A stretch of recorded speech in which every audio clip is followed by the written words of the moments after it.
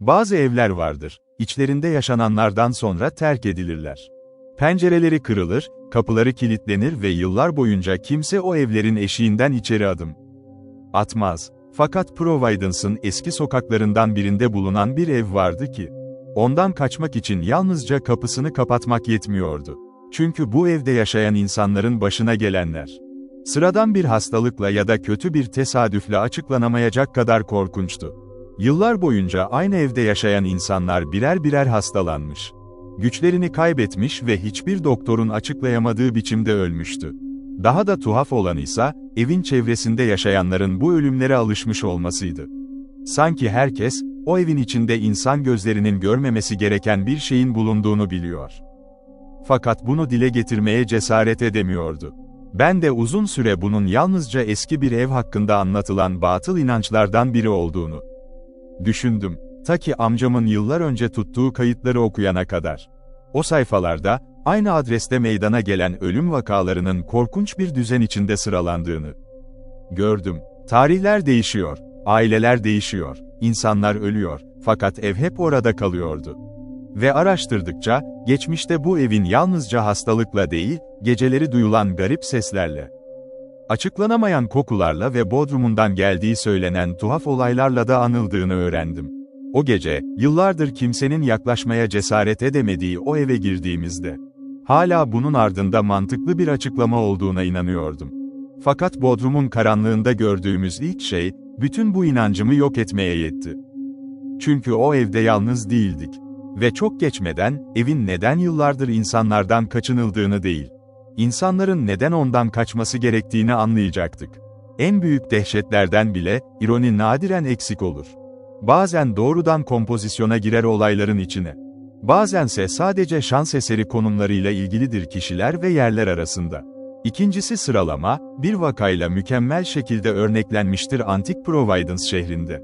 Burada, 40'lı yılların sonlarında, Edgar Allan Poe, başarısız olduğu dönemde, sık sık kalmak yetenekli şair Bayan Whitman'ın büyüsü.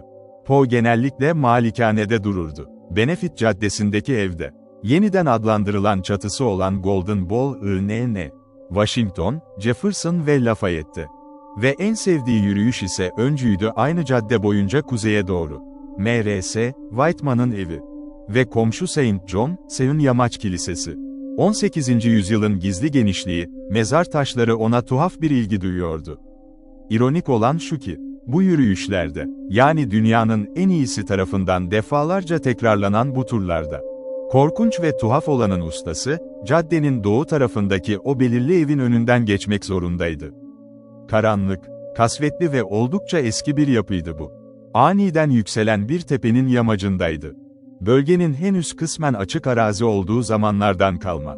Büyük ve bakımsız bir bahçenin ortasında duruyordu. İşin garibi, adamın bu ev hakkında herhangi bir şey yazdığına ya da bahsettiğine dair tek bir iz bile yok. Hatta evi fark ettiğine dair hiçbir kanıt bulunmuyor. Ve yine de o ev, dehşetin ve korkunun en vahşi fantezilerine dair, kendi alanında bir deha sayılan o adamın erişebildiğine denk. Hatta belki de çok daha üstün bilgilere sahip iki kişinin mülkiyetindeydi. Çoğu zaman farkında bile olunmadan yanından geçilip gidilen, ama keskin bir gözle bakıldığında, tarif edilemez derecede çirkin bir sembol gibi aniden durup bakmanıza neden olan bir ev. Sessizlik. Ev, ki bu durum hala geçerlidir, meraklıların dikkatini çekecek türden bir yapıydı.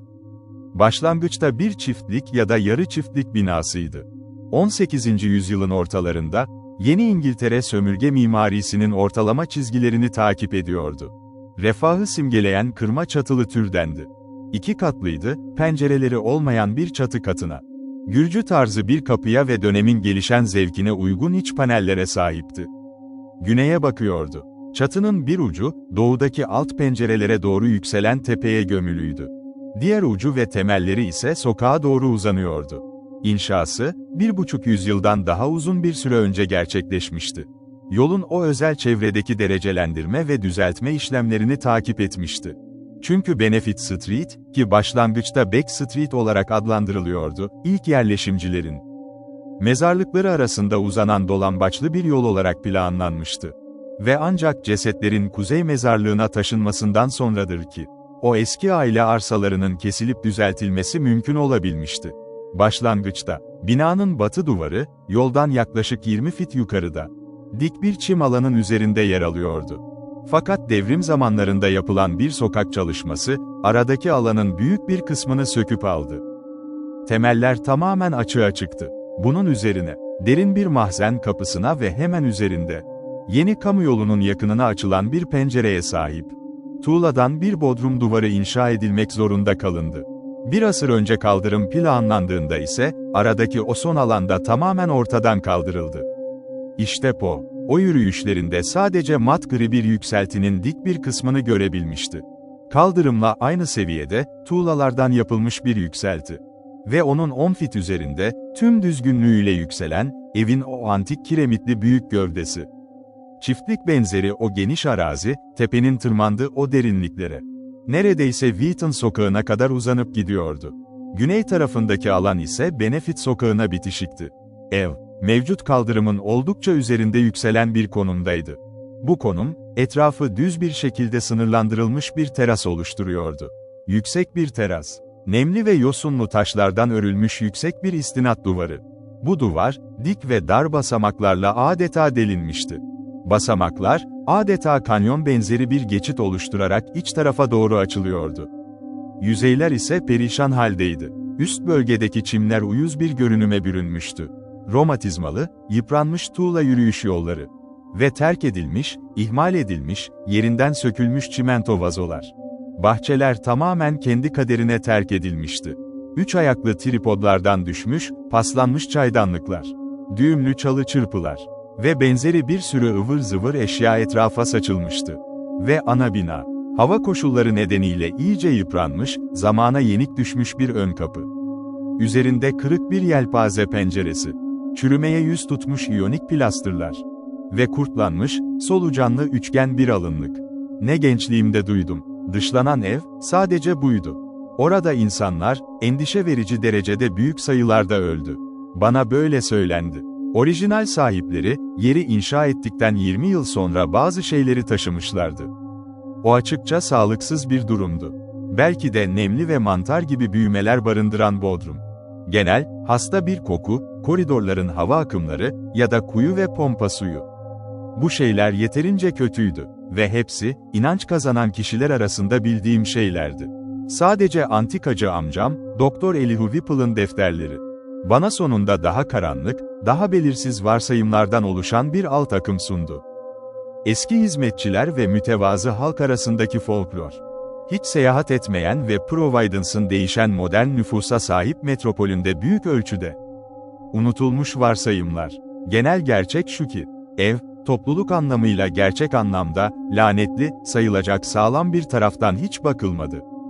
Yaygın bir tıkırtı zincir hikayesi, soğuk hava akımları, sönmüş ışıklar ya da pencerede beliren yüzler yoktu. Aşırıya kaçanlar bazen evin, şanssız, olduğunu söylerdi. Ama onlar bile bundan daha ileri gitmezdi. Gerçekten tartışmasız olan şey, o evde ölen kişilerin korkunç oranıydı. Ya da daha doğrusu, ölmüş olmalarıydı. Bazı tuhaf olaylardan sonra, 60 yıldan fazla bir süre önce bina, dik havanın etkisiyle ve kiralamanın imkansızlığı yüzünden terk edilmişti. Bu kişiler birdenbire, pat diye kesilmemiştir. Aksine, canlılıkları sinsiz tüketildi. Öyle ki her biri, doğal olarak zayıf olabileceği herhangi bir eğilimden çok erken bir şekilde ölüme ulaştı. Ölmeyenler ise, değişken derecelerde bir tür anemi, tüketim ve bazen zihinsel yetki kayıpları sergiliyordu. Bu da binanın sağlıklılığı hakkında hiç iyi şeyler söylemiyordu. Komşu evler ise, sanki bu tamamen zararlı kaliteden tamamen arınmıştı. Bunu, ısrarcı sorgulamalarımdan önce biliyordum. Amcam bana, sonunda ikimizi de o korkunç soruşturmaya başlatan notları verdi. Çocukluğumda dışlanan ev boştu. İsısız, kıvrımlı ve korkunç yaşlı ağaçlar. Uzun, tuhaf, soluk çimenler. Ve yüksek teraslı alanda, kuşların asla konmadığı bir bahçedeki kabusvari, şekilsiz yabani otlar. Biz eskiden çocuklarla buraya doluşurduk. Gençliğimdeki korkumu hala hissedebiliyorum. Sadece bu karanlık, tuhaf bitki örtüsünden değil. O tuhaf atmosferden ve harabe evin kokusundan korkardım. Kilitsiz ön kapıdan içeri girmek. Tam bir titreme göreviydi. Küçük camlı pencereler büyük ölçüde kırılmıştı. İsimsiz bir yıkım havası asılı kalmıştı etrafta. Tehlikeli paneller, sallanan iç panjurlar, soyulan duvar kağıtları, düşen sıvalar. Sallantılı merdivenler ve hala orada öylece duran harap olmuş mobilyalar. Toz ve örümcek ağları, korkutan o dokunuşlarını katıyordu ortama. Ve tavan arasına çıkan merdivenleri gönüllü olarak tırmanan bir çocuk, gerçekten cesurdu. Geniş kirişli o uzun alan, sadece alın uçlarındaki küçük, yanıp sönen pencerelerle aydınlanıyordu. İçerideki sandıklar, sandalyeler ve sonsuz yıllar süren iplik çarkları, adeta canavarca ve cehennem gibi şekillerle örtülmüştü. Ama sonuçta, çatı arası evin en korkunç kısmı değildi. O nemli, rutubetli mahzendi üzerimizde en güçlü tiksintiyi uyandıran. Sokak tarafında tamamen yer üstünde olmasına rağmen, kalabalık kaldırımdan ayrılmak için delikli tuğla duvarda sadece ince bir kapısı ve penceresi vardı. Onu rahatsız edip etmeyeceğimizi bilemedik. Hayalsi bir hayranlık mı, yoksa ruhlarımızın ve aklımızın iyiliği için onu reddetmek mi? Çünkü bir şey vardı, evin o kötü kokusu, en çok orada güçlüydü. Ve bir başkası, beyaz mantarları sevmedik. Zaman zaman, yağmurlu yaz havalarında o toprak zeminden ortaya çıkan büyümeler. O mantarlar, garip bir şekilde dışarıdaki bahçedeki bitki örtüsü gibi gerçekten korkunçtu. İğrenç mantarlar ve Hint pipilerinin parodileri gibi. Başka hiçbir yerde görmediğimiz türden. Hızla çürüyorlardı ve bir aşamada hafifçe fosforlu hale geliyorlardı. Yani gece oradan geçenlerin bazen bahsettiği. Kırık camların arkasında parlayan cadı ateşleri gibi. O fetır kokusu gibi açılan pencerelerin camlarında. Asla, en çılgın Cadılar Bayramı ruh halimizde bile bu bodrumu gece ziyaret etmedik. Ama gündüz ziyaretlerimizde, özellikle gün karanlık ve ıslakken o fosforesansı tespit edebiliyorduk. Ayrıca sık sık daha ince bir şey vardı algıladığımız. Çok garip, ama sadece bir ima kadar. Toprak zeminde bulutlu, beyazımsı bir desen. Belirsiz, kayan bir küf ya da nitel birikintisi. Bazen bodrumun devasa mutfak şöminesinin yakınında. Seyrek mantar bitkileri arasında iz bırakabildiğimizi düşündük. Ara sıra bu desen bizi şaşırtırdı. Bir insan figürüne olan şaşırtıcı benzerliğiyle. Her ne kadar genellikle böyle bir benzerlik olmasa da. Ve çoğu zaman o beyazımsı tabaka hiç orada olmasa da. Belirli bir yağmurlu öğleden sonra da, bu illüzyon olağanüstü derecede güçlü görünüyordu. Ayrıca ben, ince, sarımsı, parıldayan bir tür şey gördüm. Nitrozdan yükselen, esneyen şömineye doğru süzülen bir desen. Amcamla konuştum bu önemli konu hakkında. Bu tuhaf hüsnü kuruntuya gülümsedi. Ama gülümsemesi, anılarla hafiflemiş görünüyordu. Sonradan duydum ki, sıradan halkın vahşi, antik hikayelerinde de benzer bir düşünce varmış. Aynı şekilde Golişe, yani hortlaklara atıfta bulunan bir kavram. Büyük bacadan çıkan dumanın aldığı kurt şekilleri. Ve gevşek temel taşlarının arasından bodruma giren kıvrımlı ağaç köklerinin oluşturduğu o tuhaf konturlar. Amcam, yetişkinlik yıllarımda topladığı notları ve verileri önüme koydu. Doktor Whipple, aklı, eski dönemin muhafazakar yapısındaydı. Okuluna ve tüm ilgisine rağmen, gençleri anormal olanlara yönelik düşüncelere teşvik etmeye pek istekli değildi. Kendi açısından bakıldığında, burası sadece bir binaydı ve belirgin şekilde hijyenik olmayan bir konumdaydı. Anormallikle bir ilgisi yoktu. Ama manzarasının çokluğu, bir çocuğun hayal gücünde. Korkunç çağrışımlardan dolayı her türlü düşünceyi tetiklerdi. Doktor Becker'dı. Beyaz saçlı, temiz tıraşlı, eski usul bir beyefendiydi. Aynı zamanda yerel bir tarihçiydi. Önemli bir tarihçi olarak, geleneklerin koruyucuları olan Sidney S. Ryder ve Thomas W. Bicknell gibi isimlerle, bu tür tartışmalı konularda sık sık mızrak kırmıştı. Gürcü mimarisindeki bir çiftlik evinde, hizmetçisiyle birlikte yaşardı. Kapısı çıtırtılı, demir korkuluklu basamakları ise North Court Street'in yanındaki dik tırmanışta. Ürkütücü bir şekilde dengeleniyordu. Eski tuğla mahkemesi ve koloni evi büyükbabasından kalmaydı. O ünlü kişinin kuzeni olan Kaptan Whipple, 1772'de majestelerinin silahlı şuneri Gaspé'yi yakmış. 4 Mayıs 1776'da da bağımsızlık için Rhode Island kolonisinin bir üyesi olarak yasama meclisinde o kullanmıştı. Etrafında, nemli ve alçak kütüphanede küflü beyaz paneller, Ağır oyma üstlükler ve küçük camlı, asma gölgeli pencereler vardı. Eski ailesine ait kayıtlar ve kalıntılar arasında, Benefit Street'teki o dışlanmış eve dair birçok şüpheli gönderme bulunuyordu. O zararlı nokta çok uzak değildi. Benefit Street, sahanın hemen üstünde, kenar şeklinde uzanan o dik tepenin boyundaki eve. Yani ilk yerleşimin yukarı doğru tırmandığı yere uzanırdı. Sonunda, ısrarcı ricalarım ve olgunlaşan yıllarım sayesinde amcamda uyandırdığım o merak, aradığım biriktirilmiş efsaneyi önüme getirdi. Yeterince garip bir kronikti bu. Uzun, istatistiksel ve soy ağacı açısından kasvetli bir kısmı olsa da, içinden sürekli bir ip geçiyordu. Karamsar, inatçı bir dehşet ve doğaüstü, kötü niyetli bir etkileyicilik. Bu durum beni, iyi doktordan çok daha fazla etkiledi. Ayrı ayrı yaşanan etkinlikler, tuhaf ve görünüşte önemsiz detaylarla bir arada sunulmuştu. Ve benimki gibi bir zihinde, korkunç olasılıkları barındırıyordu. Bende yeni ve yakıcı bir merak büyüdü. Buna kıyasla, çocukça merakım oldukça zayıf ve vakitsiz kalıyordu.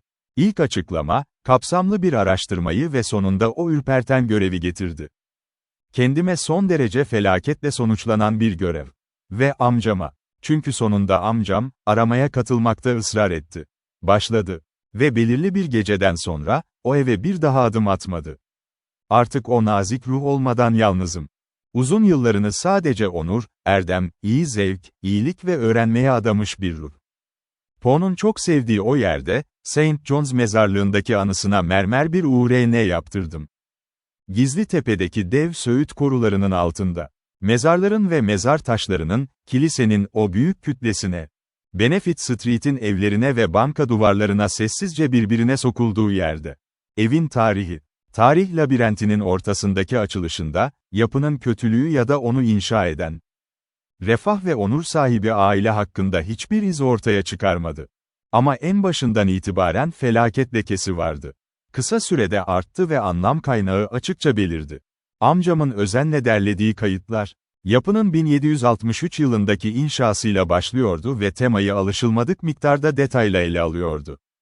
Dışlanmış ev, ilk kez William Harris ve eşi Robbie Dexter için inşa edilmiş gibi görünüyordu. Çocukları Elkanah 1755'te, Abigail 1757'de, William Jr. 1759'da ve Ruth 1761'de doğmuştu. Harris, Batı Hindistan ticaretinde önemli bir tüccar ve denizciydi. Obadiah Brown ve yeğenlerinin firmasıyla bağlantılıydı. Brown'un 1761'deki ölümünden sonra, Nicholas Brown ve Company'nin yeni firması onu Providence'da inşa edilen 120 tonluk Prudence Brigası'nın kaptanı yaptı. Böylece Harris, evliliğinden beri arzulamış olduğu yeni çiftlik evini inşa edebildi. Seçtiği yer, yakın zamanda düzleştirilmiş olan Back Street'in yeni ve modaya uygun kısmıydı. Tepenin, kalabalık Cheapside'ın üstündeki kenarı. Arzulanabilecek her şeye sahipti ve bina, bu konumun hakkını veriyordu. Ilımlı imkanlarının izin verdiği en iyi yöntemi kullandı. Ve Harris, ailenin beklediği 5. çocuğun doğumundan önce buraya taşınmak için acele etti. O çocuk, bir erkek çocuktu. Aralık ayında geldi. Ama ölü doğdu. Ve o evde, tam 1,5 yüzyıl boyunca hiçbir çocuk canlı doğmayacaktı. Ertesi Nisan ayında, çocuklar arasında bir hastalık yaşandı. Abigail ve Ruth, ay bitmeden öldüler. Doktor Jabez sorunu teşhis etti. Bazıları çocuk ateşiydi, bazıları ise sadece bir boş zamana geçmek ya da vücudun reddetmesiydi. Her neyse, öyle görünüyordu ki hastalık bulaşıcıydı. Bir iki hizmetkardan sonra Hannah Bowen da Haziran ayında bu hastalıktan öldü. Diğer hizmetçi Ellie Lydison, sürekli bir zayıflıktan şikayet ediyordu. Rehobot'taki babasının çiftlik evine dönecekti. Ama Hannah'nın yerine tutulan Mehitabel Pierce'a ani bir bağımlılık geliştirdi. Ertesi yıl o da öldü. Gerçekten üzücü bir yıldır bu. Çünkü William Harris'in de ölümüne işaret eder. Martinique'deki iklim yüzünden zayıflamıştı. Mesleği onu önceki 10 yıl boyunca uzun süre orada tutmuştu. Dul kalan Robbie Harris, kocasının ölümünün şokunu bir türlü atlatamadı. 2 yıl sonra ilk doğan çocukları Elkanah'ın vefatı ise aklına indirilen son darbe oldu. 1768'de hafif bir deliliğe kurban gitti. Bundan sonra evin üst kısmıyla sınırlandırıldı. Büyük kız kardeşi Mercy Dexter, ailenin kontrolünü ele almak için yanına taşındı. Mercy, sade, iri kemikli ve büyük bir güce sahip bir kadındı. Ama onun da sağlık durumu, gelişinden itibaren gözle görülür şekilde kötüleşti. Talihsiz kız kardeşine büyük bir bağlılık ve hayatta kalan tek yeğeni William'a özel bir sevgi gösteriyordu. William ise sağlam bir bebekken, artık hasta ve ince bir çocuk haline gelmişti. Hizmetçi Mehitabel'in öldüğü yıl, diğer hizmetkar Preservet Smith de arkasında tutarlı bir açıklama bırakmadan ayrıldı. Ya da en azından, sadece birkaç çılgın hikaye ve yerin kokusundan hoşlanmadığına dair bir şikayet vardı. Bir süre Mercy daha fazla yardım sağlayamadı. 7 ölümden ve bir delilik vakasından sonra, hepsi 5 yıllık bir zaman dilimine sıkışmıştı. Sonrasında şömine söylentileri yayılmaya başladı. Çok tuhaf söylentiler. Ancak nihayetinde, şehir dışından yeni hizmetçiler buldu. Anne White, North Kingstown'un artık Exeter kasabası olan o kasvetli bölgesinden gelen bir kadındı. Ve Zenas Lowe adında yetenekli bir Bostonlu. Kötü niyetli dedikodulara ilk kesin malzemeyi veren Anne White oldu. Mercy, Nozenek tepesinden birini işe almaması gerektiğini bilmeliydi. O uzak ormanlık bölge, o zaman da, şimdi de en rahatsız edici batıl inançların yuvasıydı. Nitekim 1892 kadar yakın bir tarihte bile Exeter'deki bir topluluk, halk sağlığına ve huzuruna zarar veren bazı sözde ziyaretleri önlemek için ölü bir bedeni topraktan çıkarıp törenle yakmıştı. Aynı bölgenin 1768'deki bakış açısını varın siz hayal edin. Anne'in dili zararlı derecede aktifti. Bedenen ve ruhen rahatsız ediciydi. Ve birkaç ay içinde Mercy onu serbest bıraktı. Yerine Newport'tan sadık ve samimi bir Amazon olan Maria Robbins geçti. Bu arada zavallı Robbie Harris, deliliği içinde en korkunç türden rüyalara ses veriyordu. Burada çığlıkları dayanılmaz hale geldiğinde ve uzun süren çığlık atan dehşet nöbetleri başladığında, onu geçici olarak oğlunun kuzeni Peleg Harris'in yanına yerleştirmek zorunda kaldılar. Peleg, Presbyterian Lane'de, yeni kolej binasının yakınında yaşıyordu. Çocuk, bu ziyaretlerden sonra iyileşmiş gibi görünüyordu. Mercy, iyi niyetli olduğu kadar bilgece bir kararla, onun kalıcı olarak Peleg ile yaşamasını sağladı. Bayan Harris'in şiddet nöbetlerinde tam olarak ne diye bağırdığını gelenekler söylemekte tereddüt eder. Daha doğrusu, aktarılan abartılı hesaplar kendilerini tamamen saçmalık olarak ortaya koyar. Bunu duymak gerçekten saçma geliyor. Sadece temel eğitim almış ve biraz Fransızca bilen bir kadının, saatlerce o dilin kaba ve deyimsel biçimiyle bağırdığı söyleniyordu. Ya da aynı kişinin, yalnız ve temkinli bir şekilde, bir şeyin kendisini ısırdığından ve kemirdiğinden şiddetle şikayet ettiği. 1772'de hizmetçi Zenas öldü. Bayan Harris bunu duyduğunda, kendine tamamen yabancı, şok edici bir zevkle güldü. Ertesi yıl kendisi de öldü ve Kuzey Mezarlığı'nda kocasının yanına defnedildi. 1775'te Büyük Britanya ile sorun patlak verdiğinde, William Harris henüz 16 yaşında ve zayıf olmasına rağmen, General Greene komutasındaki gözlem ordusuna katıldı. O zamandan itibaren sağlığı ve prestiji istikrarlı bir şekilde arttı. 1780'de, Albay Angel komutasındaki Rhode Island kuvvetlerinde kaptan olarak New Jersey'deyken, Elizabethtown'dan Phoebe Hatfield ile tanışıp evlendi. Ertesi yıl onurlu bir şekilde terhis olunca onu Providence'a getirdi. Genç askerin dönüşü, sınırsız bir mutluluk vesilesiydi. Doğru, ev hala iyi durumdaydı. Sokak genişletilmiş, adı Beck Street'ten Benefit Street'e değiştirilmişti. Ama Mercy Dexter'ın bir zamanlar sağlam olan bünyesi hüzünlü bir çöküş yaşamıştı. Tuhaf bir çürüme vardı üzerinde. Artık çökük ve zavallı bir figürdü. Boş bir ses ve rahatsız edici bir solgunluk. Bu nitelikler, tek kalan hizmetkar Maria tarafından da belli bir derecede paylaşılıyordu. 1782 sonbaharında Phoebe Harris ölü doğan bir kız çocuk dünyaya getirdi. Ertesi yılın 15 Mayıs'ında ise Mercy Dexter, faydalı, sade ve erdemli yaşamına veda etti. William Harris, evinin radikal derecede sağlıksız bir yapıya sahip olduğuna sonunda tamamen ikna olmuştu. Oradan çıktı ve evi sonsuza dek kapattı. Kendisi ve eşi için, yeni açılan Altın Balohan'ında geçici bir yer ayarladı. Westminster Caddesi'nde, kasabanın büyük köprünün karşısındaki büyüyen bölgesinde yeni ve daha şık bir ev inşa ettirdi. Orada, 1785'te oğlu Dutty doğdu. Ve aile, ticaret onları nehir boyunca ve tepenin üzerinden Angel Street'e, yani Yeni Doğu yakasının konut bölgesine çekene kadar orada yaşadı. Merhum Archer Harris'in 1876'da yaptırdığı gösterişli ama korkunç Fransız çatılı malikanede oradaydı. William ve Phoebe, ikisi de 1797'deki Sarı Humma salgınına yenik düştüler. Ancak Dutty, kuzeni Radban Harris, yani Peleg'in oğlu, tarafından büyütüldü. Radban pratik bir adamdı. William'ın burayı boş tutma arzusuna rağmen Benefit Street'teki evi kiraladı. Bunu, koruması altındaki çocuğun tüm mal varlığından en iyi şekilde yararlanmak için bir yükümlülük olarak görüyordu. Ölümler, hastalıklar, kiracıların sürekli değişmesi ya da evin giderek artan genel hoşnutsuzluğu. Hepsi bir şekilde normal karşılanıyordu. Muhtemelen belediye meclisinin 1804'te ona kükürt, katran ve sakız kafuru ile müdahale etmesini emretmesi. Son 4 kişinin çokça konuşulan ölümlerinden kaynaklanıyordu. Muhtemelen o dönemde azalan bir ateş salgınıydı bu. Yerin, ateşli bir kokusu, olduğunu söylediler. Dutty'nin kendisi de evi pek önemsemiyordu. Büyüyüp bir korsan oldu. 1812 savaşında Kaptan Cahovan komutasındaki Vigilant gemisinde görev yaptı. Zarar görmeden geri döndü, 1814'te evlendi. Ve 23 Eylül 1815'teki o unutulmaz gecede baba oldu.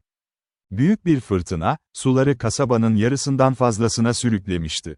Westminster Caddesi'nin yukarısında sürüklenen uzun bir sloop gemisi yüzerek öyle bir noktaya geldi ki, direkleri neredeyse Harris'in pencerelerine dokunuyordu. Bu durum, yeni doğan çocuk Welcome'ın bir denizci oğlu olduğunu sembolik olarak doğruluyordu. Welcome babasından uzun yaşamadı, 1862'de Fredericksburg'da görkemli bir şekilde hayatını kaybetti. Ne o, ne de oğlu Archer, dışlanmış evden haberdardı. Neredeyse imkansız bir kiralama zorluğu dışında. Belki de o küflü ve bakımsız yaşlılık kokusu yüzünden. Aslında, 1861'de doruğa ulaşan bir dizi ölümden sonra bir daha hiç kiralanmadı. Savaşın heyecanı da bu durumun unutulup gitmesine yol açtı. Erkek soyunun sonuncusu olan Carrington Harris, burayı sadece terk edilmiş ve biraz da manzaralı bir efsane merkezi olarak biliyordu. Ta ki ona kendi deneyimimi anlatana kadar. Onu yıktırmak ve alanında bir apartman inşa etmek istemişti. Ama benim anlatımımdan sonra evin ayağa kalkmasına, tesisat takılmasına ve kiralanmasına izin verdi. Ve henüz kiracı bulmakta hiçbir zorluk yaşamadı. Korku, artık gitmişti.